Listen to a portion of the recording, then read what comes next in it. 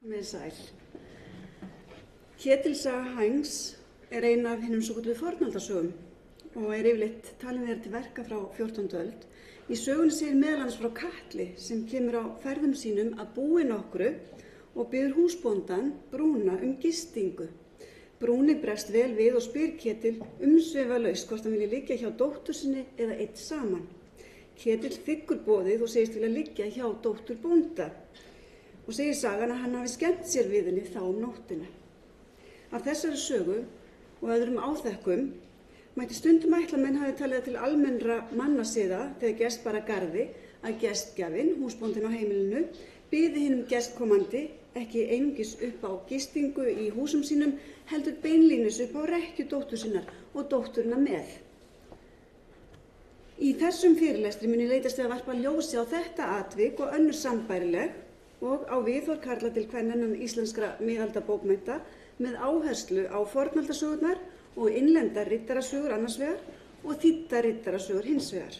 Ég mun sérstaklega leitast við að greina eðli ofbeldisins og hvort munur sé á milli bókmenntagreina sem endurspegla jú annars vegar norræna sagnahefð og hins vegar mið- og suðurevrópska. Í öðru lagi mun ég líta á til stéttavitundar í sögunum sjálfum og athuga hvort stétt kvennanna hafi með einhverju móti áhrif á hlutverk þeirra, kynbundna stöðu og þá framkomu sem þeim sýnd. Ég mun spyrja hvað miklu leyti þessi munur kunni að endurspegla ólík samfélag Norður- og Mið- eða Suður-Evrópu og hvort bókmenntatextarnir sem eru að öllum jafnaði skrifaðir inn í ákveðna hefð segi ef til vill ekki alla söguna. Í framhaldinu verður spurt að hvað marki sé hægt að nota bókmenntatexta sem samfélagsspegil og sé það gert, hvað ber þá að hafa í huga. En fyrst skulum við huga örstutt að samskiptum kynjanna og þá sér í lagi ástinni og einkennum hennar í bókmenntum miðalda. Hugmyndir vestrænna mannum ást og hjónaband hafa tekið miklum breytingum í aldanna rás. Sé litið á elstu heimildirnar má álykta ýmislegt fyrirkomulag hjónabandsins af margs konar ævafornum ritum, en á hinn bóginn þá förum við ekki að fá skýrar hugmyndir ástina fyrir með ritum Platós, Cíceros og einkum og sér í lagi Rómverjans Óvíðs. Hugmyndir Platós á heimspekilegum nótum og nálgun hans sem liggur til grundvallar hugtakinu platónsk ást að mörgu leyti afstæðari, þar að segja meira abstrakt og vitsmunalegri heldur en hugmyndir Óvíðs sem skrifaði rit sitt Ars Amatoria eða listina elska og eða eftir Kristsburð. Þessi bók var fyrst og fremst ætluð fólki af efri stéttum samfélagsins eða jafnvel sérstaklega því fólki sem stundaði samkvæmislífið og tóku menn þessum fræðimanns fegi sendi. Í kjölfar skrifaði Óvíðs og aðra fræga bók, Remedia Amoris, sem segja má að sé eins konar rökrétt framhald af fyrri bókinni og fjallar það hvernig maður á að venja sig af ástinni eða brjóta sig úr viðjum hennar og binda enda á ástarsambönd. Allt þetta mjög jarðbundnar hugleiðingar og má jafnvel segja að Óvíð nálgist málefni ástarinnar og gamansaman hátt, auk þess sem hann fjallar einungis ást utan hjónabands. Í ritum Óvíðs í fyrsta sinn, svo okkur sé kunnugt rætt með opinskáum hætti tilhugalífið, ástina, hjónabönd og framhjáhöld, svo eitthvað sé nefnt, og oftar en ekki yfir höfundur svör á reiðum höndum flest það varðar samskipti kynjanna. Það ekki gott að segja hversu langlífar hugmyndir hans voru þær aldir sem á eftir fylgdu, en hitt víst að rit hans og þar með kenningar komist aftur í tísku á 12. öld eða rúmum 1100 árum síðar og héldust vinsældir hans þá minnstakosti út 13. öldina, einkum í Frakklandi. Þessi endurkoma hélst í hendur við síaukinn áhuga Frakka á ástinni sem segja má að eigi sér upphaf í kvæðum svonefndra trúbadúra sem flökku á milli hirða og fluttu söngva ástina. Með þessum hætti náðu hugmyndirnar inn í hirðirnar til aðalsins og höfðu mikil áhrif á alla list- og menningarsköpun 12. og 13. aldar. Bókmenntirnar voru til dæmis mjög markaðar af þessum straumum enda sóttu rithöfundar í auknum mæli í hinn fornu rit Óvíðs sem segja má að hafi þar með haft veruleg áhrif á hugmyndir manna ástina. Það merkilega var þó að á 12. öld þróaðist alveg sérstök tegund ástar, ef svo má segja, sem nefnd hefur verið hirðleg ást eða ástin við hirðina. Enda var hún til og var fyrst og fremst stunduð innan hirðana, auk þess sem hún var umfjöllunar efni skálda. Þessi svonefnda hirðlega ást var umfram allt mjög upphafin og mestu leyti snerist hún leynilega aðdáun og einkum ást ungra og einhleypra riddara á eiginkonu Týins höfðingja. Ástin var því í rauninni bæði einhliða og ófullnægð og olli því hamingju og hugarangri í senn. Líkt og óvíð voru boðberar hirðlegu ástarinnar yfirleitt ekki að tala ást á milli hjóna heldur einbeittu þeir sér að þeirri ást sem að kviknaði utan hjónabands eða framhjá því. En þótt þróun hugmynda hafi þannig greinilega legið frá því jarðbundna líkt og hjá óvíð og til þess háleita og forsendurnar að því leyti tekið breytingum, þá leituðust menn engu að síður ennþá við að skilgreina ástina með því að setja henni fastmótaðar skorður, byggja utan hana hugmyndakerfi og koma á ákveðnum hegðunarreglum, líkt og menn teldu nauðsynlegt að undirbúa sig fyrir komunar með þekkingu á því hvernig bregðast ætti við hinum og þessum einkennum. Einn af helstu kenningarsmiðum þessara fræða var Andreas Capellanus sem starfaði við hirðina í Troyes í Frakklandi og skrifaði hið merka rit De Amore Libre á síðari hluta 12. aldar. Í raun er þetta eins konar ritgerð, þar sem höfundur fjallar ástina með fræðilegum hætti, en leið má segja að hann ljúki fyrir okkur dulmáli hirðlegu ástarinnar, auk þess sem ritið gefur okkur góða innsýn í hirðlíf þess tíma, þar sem hirðlega ástin var bæði kennd og stunduð.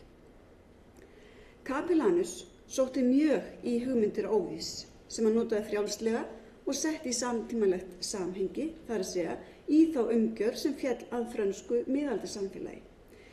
Líkt og óvíð gaf hann lesendum sínum, þar sé karlmönnum, gagnleg ráð, auk þess að fræða þá eðli kvenna, enda má þar finna ýmsar áhugaverðar hugleiðingar eins og til dæmis þegar hann velti því fyrir sér hvort hægt sé að rökræða við konu til þess að fá hana til að elska sig. Vanlíðanin er mjög einkennandi fyrir hugmyndir manna ástina á þessum tíma og jafnvel talið eðlilegt að menn verði veikir líkamlega. Þessi viðhorf endurspeglast mjög í bókmenntum þessa tímabils þar sem finna má dæmi þess að menn hreinlega gangi af vitinu verði þeir ástfangnir. Ritgerð Capellanusar naut þvílíkra vinsælda á 12. og 13. öld að óhætt er að fullyrða að hún hafi á þeim tíma verið lögð til jafns við verk óvíðs og til samans voru þessi tvö grundvallarrit ástina hefðarfólki innblástur kurteist hirðlíf. Hugmyndirnar höfðu því bæði mikil og víðtæk áhrif, enda setja þær mark sitt á hirðbókmenntir miðalda, einkum franskar. Efniviður hirðbókmenntanna eða svonefndra riddarabókmennta var þekktur í Skandinavíu í gegnum þýðingar sem flestar voru gerðar á 13. öld. Á Íslandi voru slíkar bókmenntir þó ekki einungis kunnar í formi þýddra sagna, heldur einnig frumsaminna íslenskra sagna, riddarasagna, sem voru mestmegnis skrifaðar á 14. öld. Í frönskum riddarasögum, sem og reyndar í riddarasögum annarra þjóða Vestur-Evrópu, er að jafnaði fjallað ást í meinum og ýmsar hindranir sem verða á vegi elskendana. Kvenhetjurnar sem eru oftar en ekki fangar feðra sinna eða eldri eiginmanna eru fríðar, hjartarhreinar, kurteisar og undantekningarlítið af góðum ættum en umfram allt eru þær eftirsóttar og dýrkaðar af örvæntingafullum aðdáendum og eða biðlum. Karlarnir, oftast nær ungar hetjur, eru að sama skapi fagrir og eiga það til að vera viðkvæmir og tilfinninganæmir. Áhrif sem þess eru greinileg í ýmsum þýðingum eins og til dæmis í Elís sögu Rósamundu, Ívens sögu, Strengleikum og Tristram sögu Ísundar. Ein þeirra riddarasagna sem þýddar voru yfir á norrænu var Flóres saga og Blankiflór, sem segir frá ungum elskendum, syni heiðins konungs og dóttur kristinnar þjónustukonu. Konungur er sjálfsögðu ósáttur við samdrátt ungmennanna þeirra Flóres og Blankiflór og gerir allt sem í hans valdi stendur til þess að skilja þau að. Karlhetja sögunar, Flóres, er fagur, viðkvæmur, tilfinninganæmur og mjög dramatískur í öllum sínum viðbrögðum. Ekki einungis er hann sífellt grátandi, heldur fellur hann ítrekað í yfirlið við þær fréttir að unnustans hafi verið senda heiman.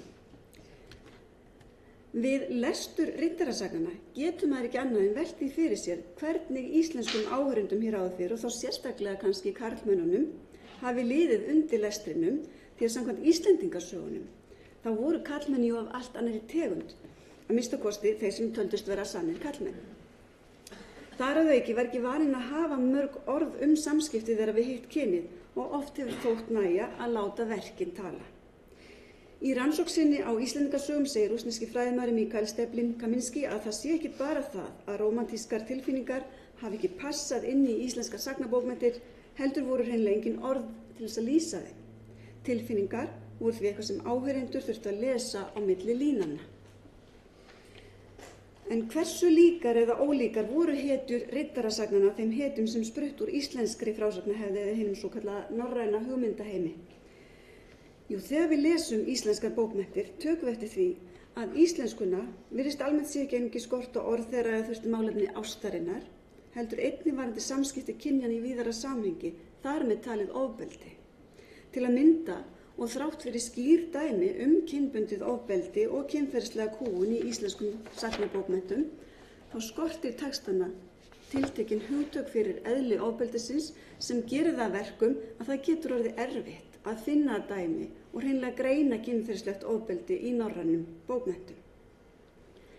Í mörgum sagnanna, einkum í Íslendingasögunum, kemur fram að þótt nauðgun hafi verið óviðunandi samfélagslega séð, þá var hún talin beinast gegn skyldmennum konunnar fyrst og fremst, enda má segja að karlmenn hafi farið með yfirráð yfir konum og þar með líkama þeirra. Þegar sögurnar segja frá kynferðislegri kúgun eða nauðgun, þá er áherslan því yfir hvorki á vilja kvennanna né viðbrögð þeirra. Við skulum líta nokkru nánar á birtingarmynd ofbeldis í afþreyingabókmenntum, miðalda og byrja á fornaldasögunum. Sögurnar endurspegla að vísu norrænan hugmyndaheim, en þó ber ávallt að hafa í huga að þær eiga að gerast á tímum norrænna víkinga og því má stundum vera að lýsingarnar beri fremur vott hugmyndir manna fortíðina en nákvæmlega þau viðhorf sem þóttu góð og gild á ritunartíma sagnanna. Samskipti kynjanna eru með ýmsu móti í fornaldarsögum og að sama skapi geta viðhorf karla til kvenna verið breytileg og auðvitað er óþarfi að taka það fram að konurnar sjálfar fara með ólík hlutverk innan sagnanna. Margar þeirra fela því í sér dæmi sjálfstæðar og sterkar kvenhetjur eða jafnvel konur sem taka þátt í hernaði. Og ekki má heldur gleyma tröllkonunum sem er mjög áberandi innan sagnanna, sérstaklega þeim sem skráðar voru á 14. öldinni. En með því að bera saman viðhorf til kvenna innan fornaldasagna og þýddra riddarasagna þá kveðum við talsvert annan tón hér sem þarf auðvitað varla að koma óvart því að riddarasögurnar bárust Norðurlandabúum frá suðlægari svæðum Evrópu og þar af leiðandi er ekki óeðlilegt að þær feli sér gildi sem eru ólík þeim sem finna má í þeim sögum sem að segja má að séu afsprengi norrænnar sagnahefðar. Við skulum líta nokkur dæmi þar sem nú til dags væri skilgreint sem frámuna kvenfyrirlitning og ofbeldi þótt hitt sé annað mál.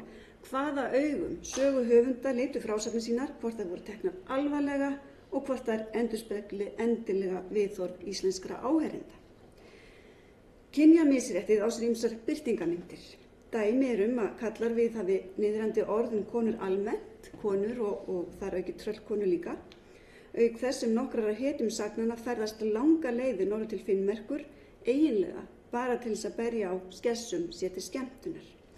Í Örvarótssögu okkur til dæmis sagt frá Guðmundi nokkrum sem státar sig mjög af ferðum sínum norður eftir og segir og hef ég það svo gjört að mér þykir mest gaman að græta finnurnar. En finnurnar eða konurnar í Finnmörku verða þó ekki einar fyrir ofbeldi og áreitni og næra nefna berserkina sem leggja það í vana sinna nema á brott bændadætur og skila þeim svo aftur eftir dúk og disk þegar þeir telja sig hafa haft af þeim næg afnot í það skiptið. Ofan á ýmis slík dæmi sem sjaldan er fjölyrt segja nokkrar fornaldasögur frá höfðingjum og höfðingjasonum sem leggja af stað í hetjuferðir, koma við á bæjum og þiggja þar nætur greiða í meira lagi. Hér mætti nefna Bósa, söguhetju Bósasögu Herrauðs sem hefur líklega verið álitin með rétt eða röngu einn mesti kvennabósi íslenskra bókmennta.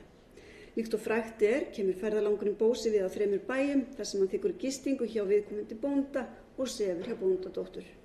Lýsingarnar eru opinskáar og í raun nokkuð einstakar innan íslenskra miðaldabókmennta og sameiginlegt eiga þær það allar að stúlkurnar eru ekki beittar neinum þvingunum. Þær eru forvitnar fjallmyndarlega gest og hvíla hjá honum af fúsum og frjálsum vilja og allar eru þær fróðari lífsins listisemdir þegar Bósi kveður og þakka fyrir sig. Athyglisvert þó að ein stúlknanna þiggur gullhring af hetjunni fyrir greiðvikni sína. Í Örvarodd sögu að finna annað dæmi hetju sem tekur frumkvæðið, ekki ólíkt Bósa, með þeim afleiðingum að stúlkunni líkar vel. Atvikið á sér stað þegar Örvaroddur dvelur stund hjá risa nokkrum, Hildi, sem þykir Oddur svo lítill að hann færir hann dóttur sinni til fósturs. Risadóttir leggur Odd í sæng hjá sér og segir sagan: Oddur lék allt það listi, gjörist þá harla vel með þið. Af þessu leiðir að dóttir risans verður þunguð, en þegar Oddur yfirgefur hana segir hann henni senda sér barn þeirra, sé það Sveinn, en annars mun hann engan gaum gefa barninu. Í tveimur áþekkum sögum, Ánsögu Bóksveigs og Ketilssögu Hængs, að finna mjög sambærilegar frásagnir að öðru leyti því að ekki getið að stúlkunum hafi líka vel. Í Ánsögu Bóksveigs segir að Katli nokkrum sem á leið sinni til Firðafylkis í norðri kemur til bónda og fær hjá honum gistingu. Gesturinn ekkert að tvínóna við hlutina og segist ætla að byggja rekkju með dóttur bónda nóttina og muni bónda í betur boðið. Ekkert getið viðbrögð bóndadóttur, en þeir voru alla haft mikið máli að segja, því í sögunni segir einungis: Karli kveðst ekki mikið það. Síðar í sögunni fáum við samskonar frásögn í Örvarodd sögu, þegar kvenhetjan Drífa verður ólétt og barnsfaðirinnar, sem hefur hugsað sér að yfirgefa hana og halda á vit ævintýra, biður föður hennar að senda sér barnið, sé það drengur, en að öðrum kosti meðan halda því. Hitt dæmið úr Ketilssögu Hængs var lýst í upphafi fyrirlestursins, þar sem söguhetjan þáði boð húsbónda að sofa hjá dóttur hans.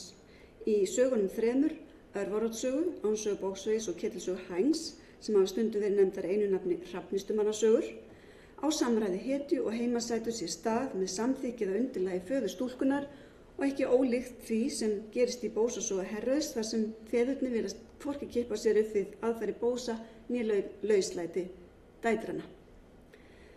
Í Örvarodd sögu og þremur öðrum fornaldarsögum, frá Forn-Jóti og hans ættmönnum, Gautreks sögu og Hrólfs sögu Krak og Kappa hans, má finna aðra sambærilega þætti, þar sem hetjan þó ekki einungis af hærri samfélagslegri stöðu, heldur konungur.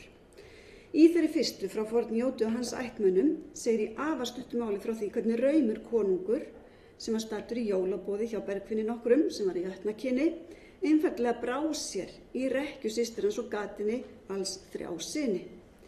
Frekari aðstæðum ekki lýst, en við tökum eftir því að heimasætan hlýtur að teljast til jötna, líkt og fjölskyldanar, og því sambærileg konum af tröllaða risakyni, líkt og dóttir risans í Örvarodd sögu. Áþekkt dæmi að finna í Örvarodd sögu sjálfri, þar sem menn taka gíi eina, það að segja tröllkonu, og leggja í sæng hjá Háreki konungi sem getur við henni son. 2 sambærilega frásagnir þar sem heimasæturnar eru numdar á brott að finna í Gautreks sögu, sem segir enn fremur frá því þegar Gautur konungur villist í skógi og endar í koti bónda þar sem hann þiggur fæði og gistingu. Eftir að hafa skipst á nokkrum orðum við dóttur bóndans, segir hann: Þykjumst ég sjá að þú munt mær vera og skaltu sofa hjá mér í nótt. Hún bað konung því ráða. Í 4. sögunni, Hrólfs sögu Kraka, tekur Helgi konungur meykónginn Ólöfu nauðuga í skip sitt og liggur hjá henni nokkra nætur. Nauðgunin hefnd þar sem Ólöf hafði áður niðurlagt konunginn, svo sem meykónga venja.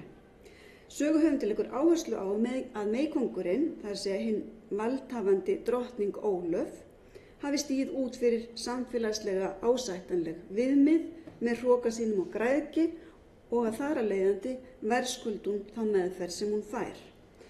Síðar í sömu sögu nauðgar Helgi annarri konu, álfkonu sem hafði látið reyna á gestrisni hans á jólanótt. Af þessum dæmum ljóst að konungarnir 4 þurfa ekki samþykki nokkurs manns til þess að sofa hjá konunum. Í Örvarodd sögu, Ánsögu Bóksveigs og Ketilssögu Hængs hins vegar á samræði hetju og bóndadóttur sér stað með samþykki föðursins eða að frumkvæðans, ekki ólíkt því sem frá sér í Bósasögu Herrauðs, þar sem feður stúlknanna 3 virðist ekki kippa sér upp við framferði Bósa eða dætra sinna. Sambærilegt viðhorf er að finna í Gautreks sögu þar sem faðir stúlkunnar skipti sér ekki af því sem konungur aðhefst í húsum hans. Í einungis einu tilviki án sögu bóksvegis er litið á framferði karlhetjunnar sem óviðeigandi, enda er honum refsað og hann rekinn úr liði konungs. Í tilfelli Ketilssögu Hængs verður hetjan, Ketill, ástfanginn af stúlkunni og ekki óáþekk er frásögn Örvaroddssögu þar sem vel fer á með hetju risadóttur og jafnvel Gautreks sögu þar sem konungur biður stúlkunum að vitja sín síðar enda mun hún ala honum son.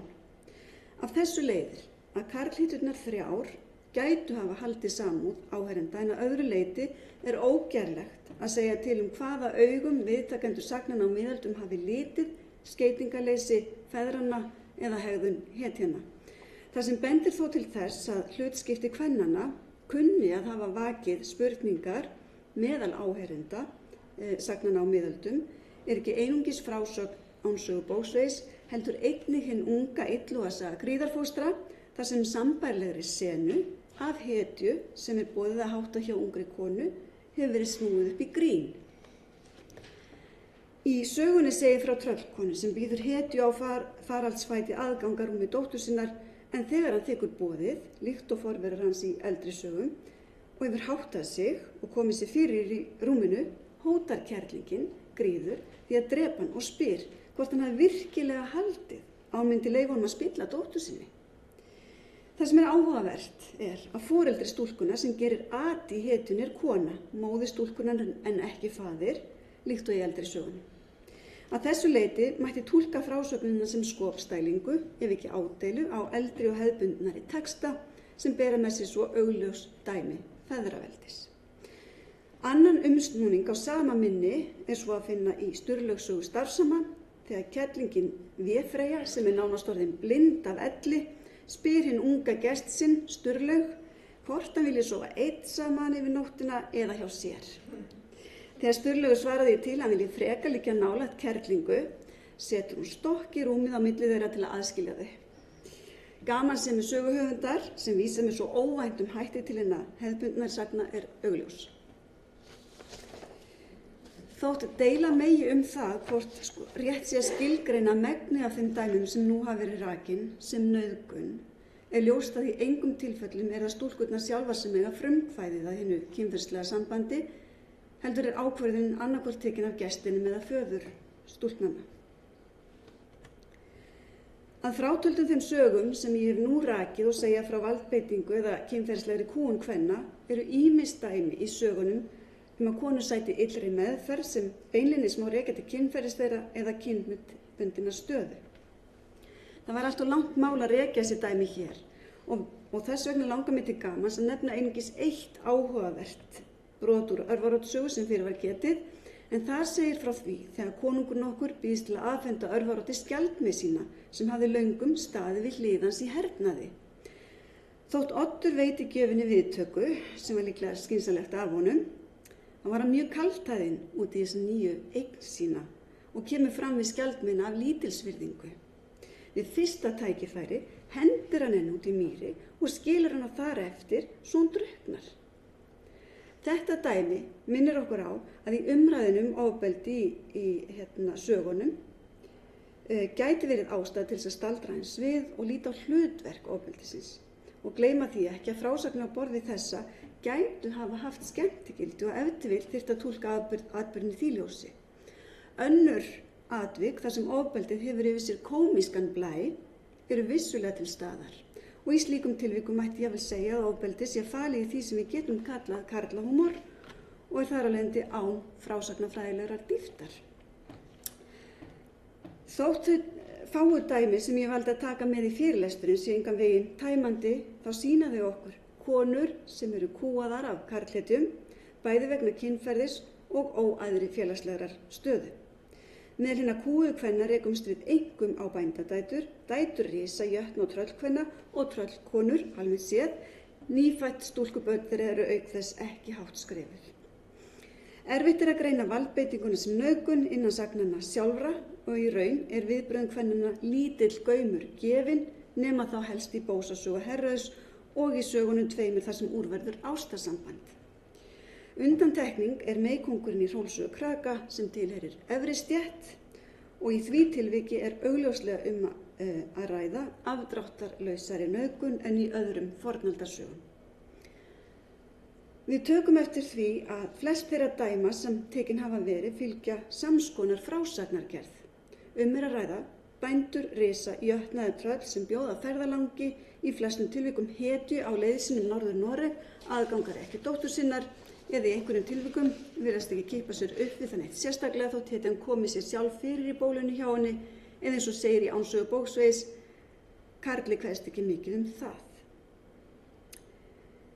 Það með öðrum orðum þetta eru staðlaðar frásagnir sem höfundum sagnanna hefur þótt við hæfi að grípa til þegar hetjurnar þeirra þurftu á gistingu að halda á leið sinni norðrið. Ferðalangarnir eru í flestum tilvikum hærra settir en bændurnir, þar sé konungar, kóngsinnir eða félagar þeirra eða synir höfðingja eða stórbænda. En skyldi sagnaminnið einungis bera vott hugmyndaflug sagnamanna. Á það verið bent að sögur sem þessar gætu í sjálfu sér endurspeglað raunverulega hefð sem tíðkaðist hjá vissum samfélögum eins og til dæmis sömum sem bjuggu víða í Noregi og þó einkum í Noregi norðanverðum. Það bendir nefnilega ýmislegt til þess að samískir karlmenn hafi átt til að bjóða háttvirtum gestum sunnar og Skandinavíu að hvíla hjá konu sinni. Þetta gæti þá mögulega verið grunnur bókmenntaminnisins þar sem fornaldarsagnahetjurnar virðast vænta slíkrar móttöku eða takinni sem gefinni. Við skulum nú til samanburðar líta nokkur dæmi kynbundið ofbeldi í frumsömdum riddarasögum sem eru líkt á fornaldarsögurnar að mörgu leyti ólíkar innbyrðis. Í báðum tilvikum að ræða afþreyingabókmenntir en þar sem riddarasögurnar undir sterkum áhrifum þýddu bókmenntana gæti verið áhugavert að athuga hvort við rekumst á annars konar gildi þar. Í stuttu máli sagt þá höfum við engin sambærileg dæmi hér og í fornaldarsögunum þar sem hetju er boðin næturgreiði, konu eða gengur að honum sem vísu. Á hinn bóginn finnum við afdráttarlausari dæmi nauðgun í Gibbonssögu, Sigurðarsögu Þöggla, Bragðaölfissögu, Máusögu Jarls, Samsonssögu Fagra og fleiri sögum. Í Gibbonssögu nauðgar söguhetjan Gibbon kóngsdóttur, svokölluðum meykóngi, eftir að hafa verið niðurlagður, ekki ólíkt því sem frá segir í Hrólfssögu Kraka. Nauðgunin virðist vera vel undirbúin og meðan söguhetjan hvílir hjá kóngsdóttur, eftir að hún hefur verið lömuð tímabundið, þá nauðga félagar hans skemmumegimennar sem eru allar kóngsdættur og sofa í sama herbergi. Öðrum meykóngi nauðga í Sigurðarsögu Þöggla, þar sem fórnarlambinu er gert að liggja með 3 illmönnum eða hálfgerðum vættum 3 nætur í röð. Nauðgunin reynist þó ekki öllu leyti slæm reynsla fyrir fórnarlambið, sem líka bara nokkur leyti ágætlega við atlotin. Þetta minnir okkur á viss tilvik í fornaldarsögunum, en þar má líkt og hér greina þá undirliggjandi hugmynd að þvinguð kynmök geti vakið ást konu eða ástríð. Í Bragðaölfissögu liggur söguhetjan með eiginkonu höfðingja, eins og segir í rímunum, hvort að henni ljúft eða leitt, einfalt og án allra vafninga. Í Máusögu Jarls sagt frá konungi sem nemur á brott konur og dætur annarra konunga og skemmti sig með þeim þangað til hann verður leiður á þeim og sendir þær þá heim, sumar hverjar óléttar. Svipaða sögur að segja í Samsonssögu Fagra, þar sem hljóðfæraleikari lokkar konur út í skóg með tónlist sinni og heldur þeim þar í prísund. Þegar þær verða óléttar sendir hann þær heim til feðra sinna eða eiginmanna. Í sömu sögur getum konung sem herjar á skipum sínum og verður heldur betur glaður þegar skipverjar hans færa honum konu sem hann leggur í sæng hjá sér. Síðar þegar konan elur barn og deyr svo í kjölfarið lætur konungur skilja barnið eftir í óbyggðinni. Í öllum þessum sögum eru konurnar teknar með valdi og nauðgunin er augljós. Með því að bera kynferðisofbeldi saman við það sem frá segir í fornaldarsögunum tökum við strax eftir því að það beinist ekki sérstaklega gegn konum af lægri stétt og á sér þar að auki ekki stað með samþykki feðra eða eiginmanna. Konurnar eru meykóngar frekar en bændadætur, sterkar konur sem mikilvægt er að sýna hvar valdið liggur eða að öðrum kosti háttbornar konur og augljóst er að karlhetjurnar eru sjálfar af heldri manna stétt. Að þessu leyti eru kringumstæður frábrugðnar þeim atburðum sem lýst var í fornaldarsögunum ef frá er talinn skyldleiki með meykóngasögunum og þættinum af Ólöfu og Helga í Hrólfs sögu kraka sem þarf ekki að koma á óvart þar sem meykóngasögur eru flestar hverjar mjög staðlaðar. En hvers vegna þessi félagslegi munur? Líklega er eðlilegast að skýra háa samfélagslega stöðu fórnarlambanna hér með því að líkt og í hinum þýddu riddarasögum eða hirðbókmenntunum þá fjalla íslensku riddarasögurnar í flestum tilvikum hirð og hefðafólk. Á það hefur líka verið bent að vegna þeirra áhrifa sem frumsamdar riddarasögur urðu fyrir frá þýddum bókmenntum þá gæti reynst erfiðara að draga af þeim ályktanir varðandi íslenskt miðaldasamfélag að minnst okkast í samanburði við fornaldarsögur og íslendingasögur. Þau völdu dæmi sem ég hef tekið úr innlendri sagnahefð, þar sé fornaldarsögum og riddarasögum, sýn okkur að frásagnir kynferðislega kúgun eða ofbeldi geta verið af ólíku tagi. En þóttu mismunandi frásagnir sé að ræða, þá bera þær allar vott það viðhorf karla til kvenna sem höfundarnir draga upp og segja má að sé gjörólíkt þeirri mynd sem dregin er upp af riddurum þýddusagnanna. Í rauninni gætu samskipti kynjanna og hið karlmannlega vald sem sögurnar sýna varla verið fjarri lýsingu þýddusagnanna af ástarsamböndum riddaranna og hinna hæversku meyja. Líkt og fram hefur komið eru kvenhetjur fornaldarsagnanna þar sem beittar eru ofríki eða kynferðislegri þvingun í meirihluta alþýðu eða lágstéttarkonur á meðan riddarasögurnar segja frá heldri konum í anda þýddusagnanna. En jafnvel þótt báðar bókmenntagreinarnar segi frá eða lýsi kynbundnu ofbeldi eða misnotkun sem er þá sameiginlegur þáttur, þá má greina í þeim tiltekinn mun sem taka mætti saman í tvö megin þemu. Í fyrsta lagi sýna fornaldarsögurnar hvernig konur á lágum stigum eru afhentar karlhetjum af efri stétt. Í flestum tilvikum er atburðurinn samþykktur af samfélaginu sem kemur í raun fram í samþykki feðranna og fátt bendir til þess að litið hafi verið á þann næturgreiða sem veittur er og á sér stað undir þaki feðranna sem nauðgun. Sögurnar bera þannig vott feðraveldi. Í öðru lagi höfum við svo frumsundu riddarasögurnar þar sem brot er gegn konum af efri stétt af körlum af sambærilegri stöðu.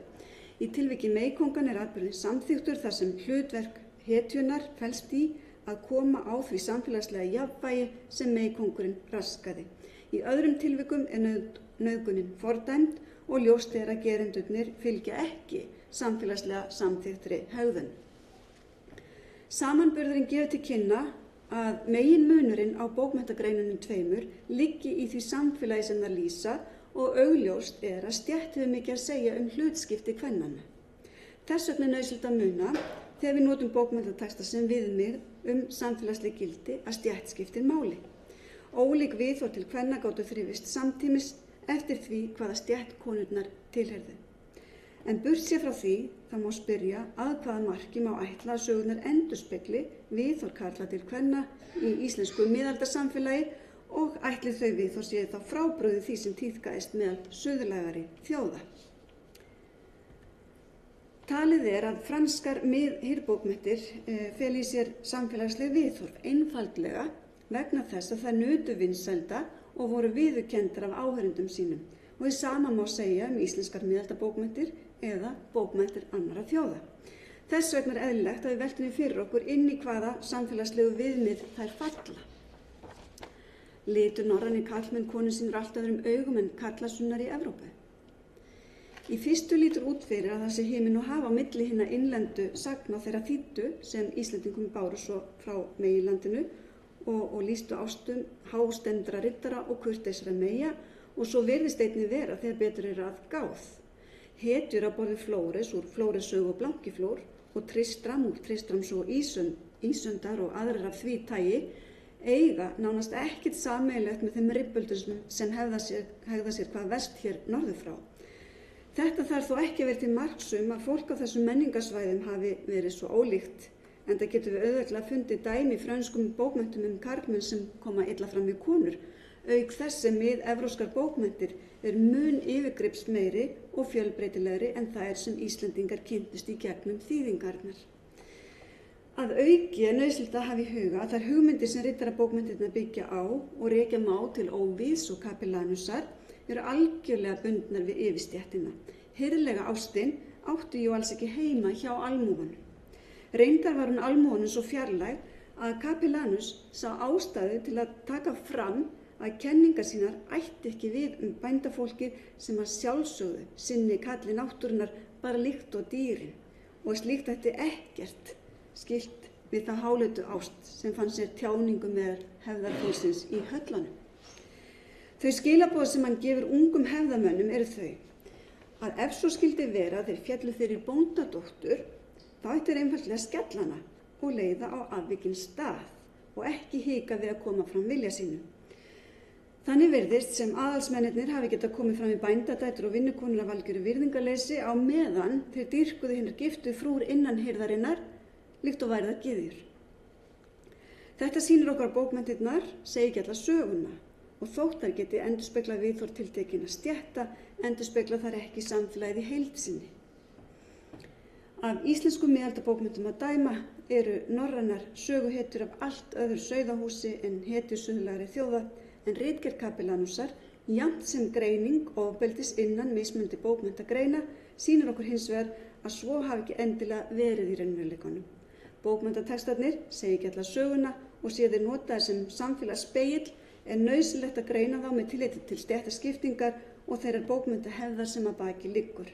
Kona er þannig séð ekki það sama og kona. Takk fyrir.